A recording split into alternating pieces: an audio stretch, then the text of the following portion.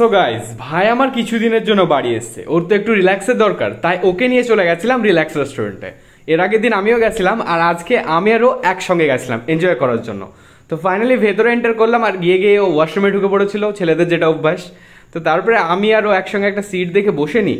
বার কাম রেস্টুরেন্টে বারবার যাচ্ছি বলে ভেবো না যে আমরা ড্রিঙ্ক করি, গাঁজা করি, কন্টেন্ট বানাতে পারি, বাট ড্রিঙ্ক করি না গাইজ, আর একদমই এইসব জিনিস অ্যাভয়েড করে চলি। তো যাই হোক, সেসব কথা বাদ যাক। তো এবার খাবার খাওয়ার পালা। তো মেনু কার্ড দেখে প্রথমে অর্ডার করেছিলাম হচ্ছে পনির পকোড়া, আর সস আমার খেতে সবসময় ভালো লাগে।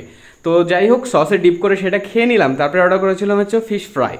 তারপরে আমার ইচ্ছা করলো একটু ফ্রেশ জুস খেতে, তাই জন্য মিরিন্ডা অর্ডার করে দিলাম। আর তার সঙ্গে অর্ডার করেছিলাম হচ্ছে যে কিনা চিকেন ড্রামস অফ হেভেন, যেটা আমার খেতে অবভিয়াসলি ভালোই লাগে। তো আজকে একটু বেশি স্পাইস আর সিজলার দিয়ে বানাতে বলেছিলাম।